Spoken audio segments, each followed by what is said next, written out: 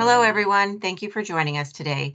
I'm Janice Clines, AOE Marketing Manager, and today I'm joined by Elec Izenson, AOE Marketing Coordinator, Amy Numbers, AOE VP of Operations, and Kimberly Kayler, AOE President. Today we are discussing online learning, why it's important, and how your organization can embrace an online learning program. And with that, I'm going to turn it over to my teammate, Elec. Thank you, Janice. So Amy, what is Online Learning Day? Hi, Alec. Hi, everyone. Online Learning Day is celebrated today, September 15th. It's dedicated to recognizing the advantages and accomplishments of everything that is online learning and online education. As a valuable resource for students and professionals and those of us that consider ourselves lifelong learners, online education programs provide the flexibility and accessibility to a wide range of people, including those that really don't have access to traditional educational sources or institutions. And in fact, I came across this stat the other day, which I found interesting. The number of online learners, online learning users expected to hit about 57 million by the year 2027. So it's kind of crazy to think about. Wow, that is, Amy. So Amy, how can the use of online education benefit businesses and their employees? Oh, good question, Janice. Online learning has really exploded in popularity and can be done anywhere at any time, with all of our mobile devices, anywhere, anytime. And most importantly, it's just as effective as in-person learning. A recent article that I read provided these stats, which I thought were interesting. 80% of businesses now offer online learning and training solutions to their employees and customers. The learn at your own pace that online learning provides increases information retention by up to 67%, which I thought was an amazing stat. In addition, online learning requires about 40 to 60% less time for employees to learn the same amount of material than in a classroom setting. Again, kind of a mind-blowing stat. And it can also improve employee performance by up to 25%. Thank you, Amy. I see there are many advantages, but are there any drawbacks to online learning? Yes, unfortunately, we talk about the benefits, but we also need to talk about the drawbacks. One of the major drawbacks is, as you can imagine, with online learning, the reduced face-to-face interaction with the professors teaching the program or your peers that are within the program. And this can lead, unfortunately, to feelings of isolation and hinder some development of important social skills.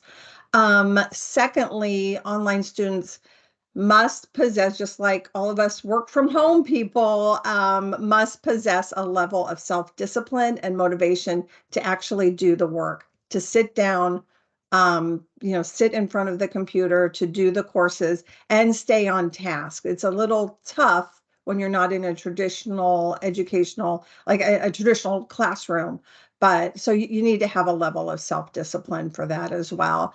And finally, and I know we've all had this struggle, technology can always be a challenge.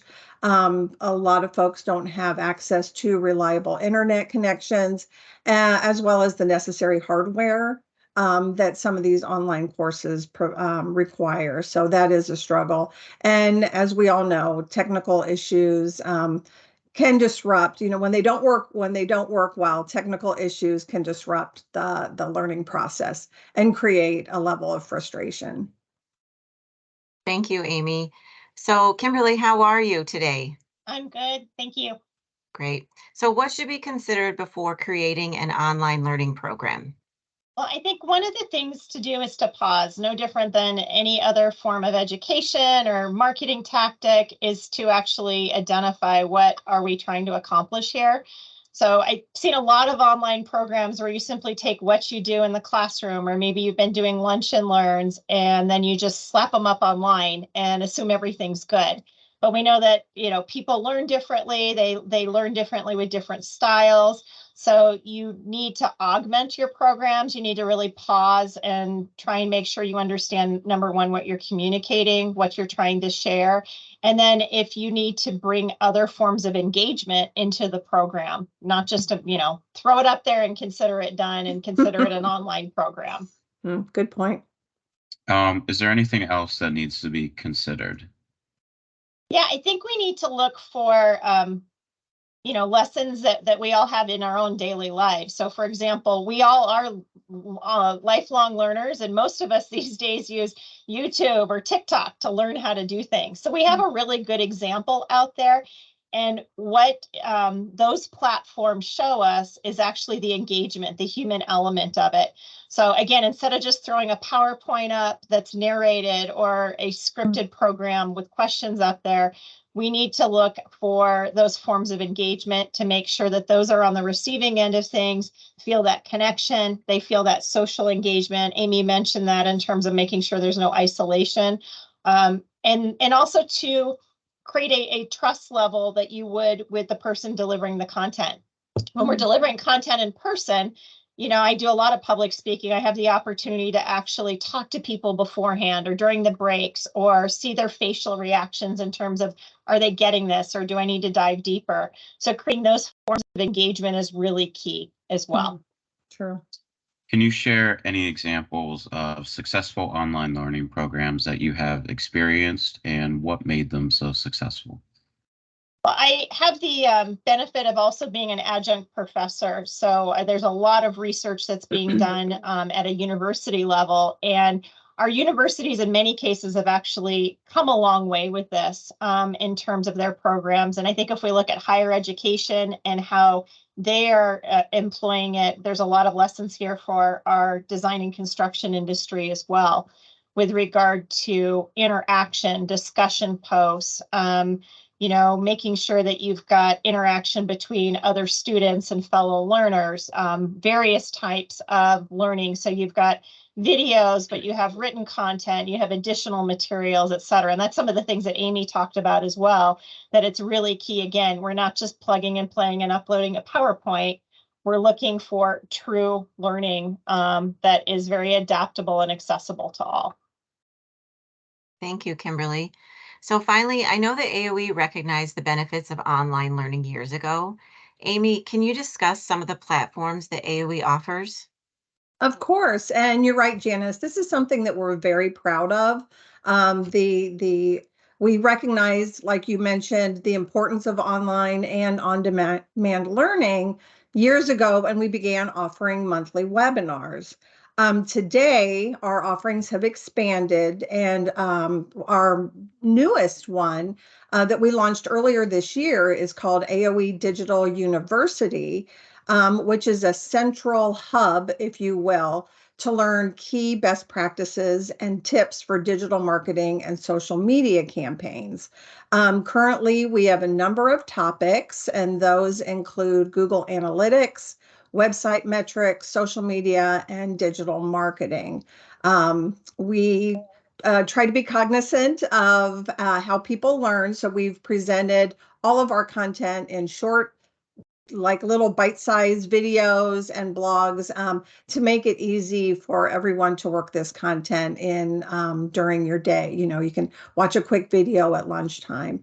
Like I also mentioned earlier, that we do have multiple online webinars, and we continue to develop this content each year. And all of that content can be found on our website under the resources page.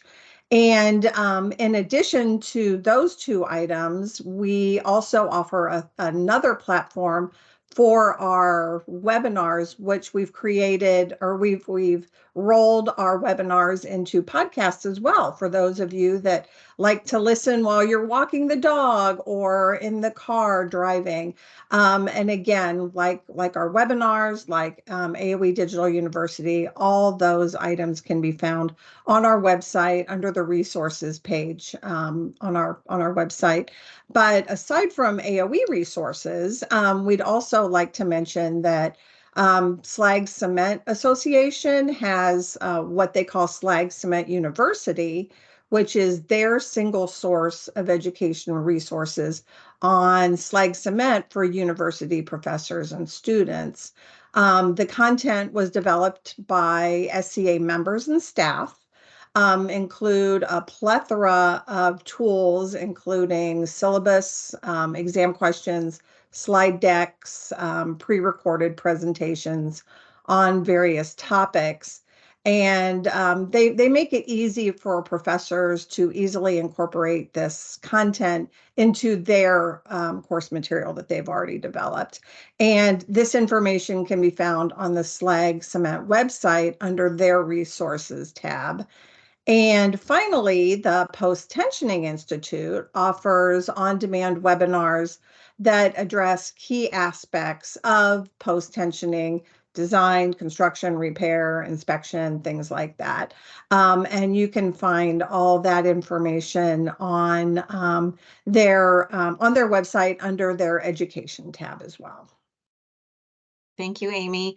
Thank you, Kimberly. Thank you, Elec, for joining me today. For more information on AOE, please visit our website at www.aoeteam.com. Thanks, everyone. Thank you. Thank you.